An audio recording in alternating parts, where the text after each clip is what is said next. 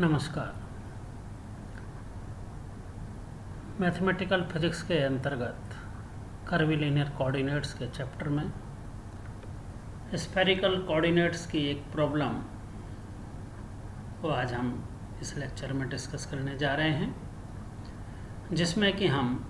Spherical coordinates में किसी particle की वेलोसिटी तथा एक्सेलरेशन अर्थात वेग तथा त्वरण का मान यहाँ पर हम ज्ञात करेंगे। पिछले सॉल्व्ड प्रॉब्लम में हमने स्फेरिकल कोऑर्डिनेट्स में किसी पॉइंट के आर थीटा तथा फाई स्फेरिकल कोऑर्डिनेट्स के corresponding unit vectors R cap, theta cap तथा फाई कैप, जो कि यहाँ पर इक्वेशन 1, 2 तथा 3 में दर्शाए गए हैं, उनको हमने पिछली प्रॉब्लम में प्राप्त किया था। यहाँ पर हम इनका उपयोग करेंगे। इसके अतिरिक्त पिछले लेक्चर्स में हमने Cartesian coordinates X Y Z तथा उसी पॉइंट के spherical coordinates R theta phi के बीच में संबंध प्राप्त किया था।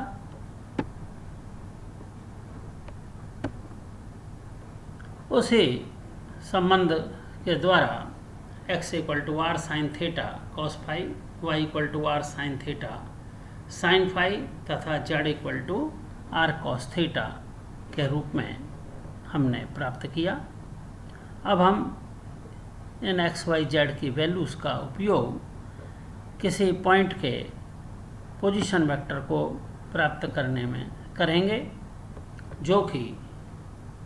r vector = i cap x plus j cap y plus k cap z से दिया जाता है। इसमें जब हम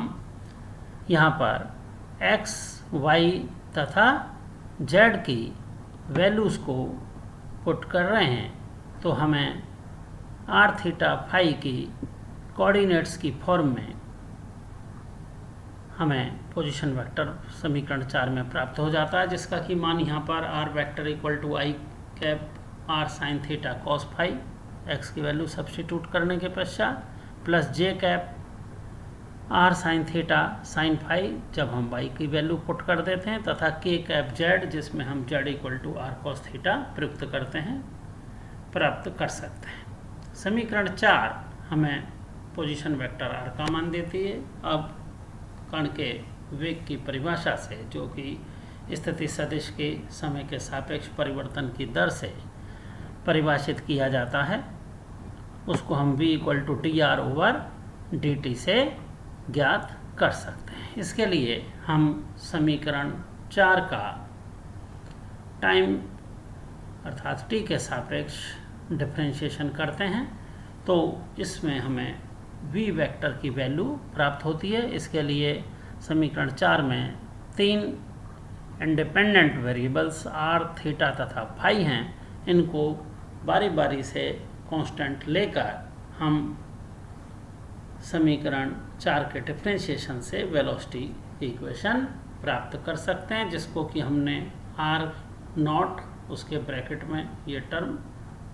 जो कि बाद में हमें r कैप के इक्वल मिलेगी, जिसको हम समीकरण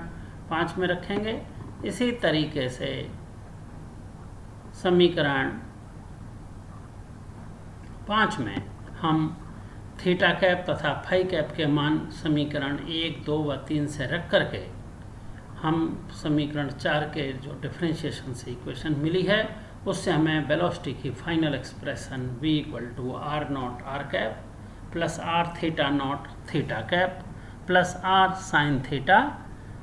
फाई नॉट फाई कैप प्राप्त होती है। अब हम समीकरण 5 को जब हम टाइम के रेस्पेक्ट में डिफरेंशिएट करते हैं, तो हमें dv/dt से कण का त्वरण या एक्सेलरेशन प्राप्त होगा। इसके लिए अब हम समीकरण 5 का t के रेस्पेक्ट में जब डिफरेंशिएशन करते हैं, तो हमें इस प्रकार से कई सारी टर्म्स इसमें मिलेंगी, क्योंकि पहले हम r0 r कैप में बारी बारी से दोनों टर्म्स को, एक को कांस्टेंट लेकर के दूसरे को डिफरेंशिएट करके ये पहली दो टर्म मिलेंगी r double naught r cap plus R naught R cap naught. इसी तरीके से समीकरण 5 में जो सेकंड टर्म है R theta naught theta cap, इसमें 3 टर्म हैं, इनको बारी बारी से डिफ्रेंशिएट करने पर हमें ये 3 टर्म मिलेंगी समीकरण 6 में, जो कि पहले हम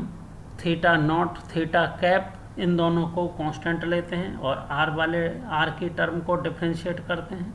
विद रिस्पेक्ट टू टी। फिर इसी तरीके से आर और थीटा कैप इनको कांस्टेंट लेकर के थीटा डॉट का डिफ्रेंशिएशन करेंगे जो हमें थीटा डबल डॉट मिलेगा, प्लस इसी तरीके से फिर आर थीटा नॉट दोनों को कांस्टेंट लेकर के थीटा कैप को डिफ्रेंशिएट करेंगे तो हमें थीटा कैप नॉट मिलेगा। ऐसे ही जो लास्ट टर्म है समीकरण 5 में, उसके अंदर 4 टर्म हैं जिनको हम बारी बारी से एक एक करके कांस्टेंट लेकर के और डिफ्रेंशिएट करेंगे तो हमें समीकरण 6 में इस प्रकार से 4 टर्म मिलेंगे। अब समीकरण 6 को प्रॉपर फॉर्म में R cap theta cap phi cap के फॉर्म में अरेंज करने के लिए हम समीकरण 6 में R cap naught theta cap naught तथा फाई कैप नॉट की वैल्यूज समीकरण 1, 2 तथा 3 के टाइम के रेस्पेक्ट में डिफ्रेंशिएशन करके प्राप्त कर सकते हैं, जो कि हमें समीकरण 1 में आर कैप का टी के रेस्पेक्ट में डिफ्रेंशिएशन करने पर आर कैप नॉट मिलेगा। तो इस प्रकार से समीकरण 1 का जब हम टी के सापेक्ष डिफ्रेंशिएशन करेंगे तो हमें समीकरण 7 से मान प्राप्त होता है, जिसमें कि फिर से हमने समीकरण 1, 2, 3 से ही यहाँ पर थीटा कैप और फाई कैप की वैल्यूज़ सब्स्टिट्यूट की हैं। इसी प्रकार से अब समीकरण 2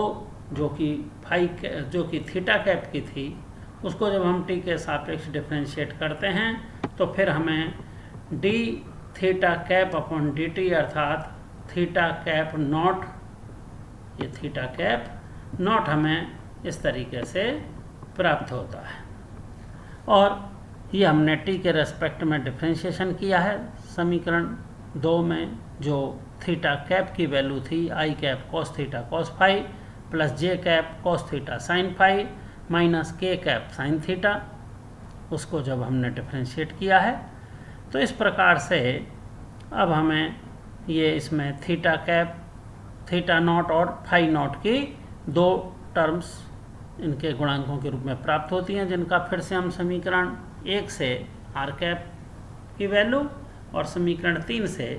फाई कैप की वैल्यू जब ये हमने पुट की हैं तो हमें इस प्रकार से समीकरण 8 में ये हमें ये वैल्यूज़ मिली हैं। तो इस प्रकार से हमें ये डिफ्रेंशिएशन करने पर हमने थीटा कैप नॉट प्राप्त कर लिया है। अब हम इसी तरीके से समीकरण 3 में जो फाई कैप की वैल्यू थी उसको हम टी के रेस्पेक्ट में डिफ्रेंशिएट करते हैं तो हमें D phi cap upon D T मिलता है, जो कि फाई कैप नॉट की वैल्यू है। ये हमें D upon D T of theta, ये फाई कैप की वैल्यू समीकरण 3 से हमने यहाँ पर ये लिख रखी है, जो कि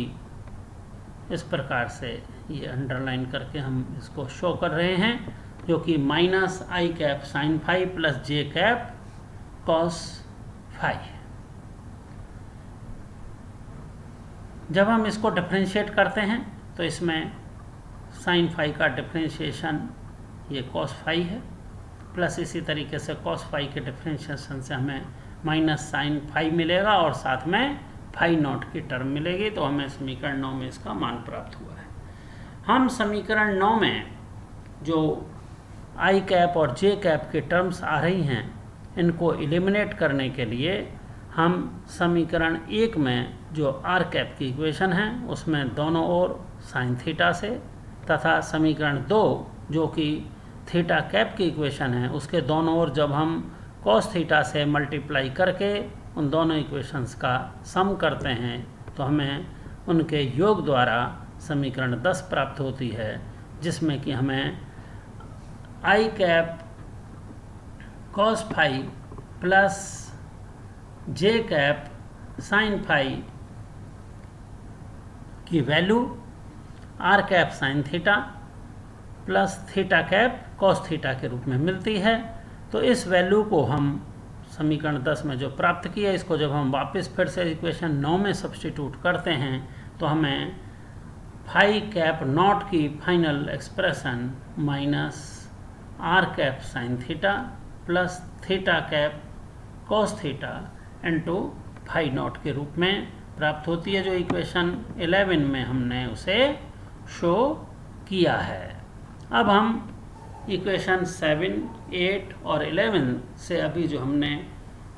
unit vectors R cap, theta cap और फाई कैप के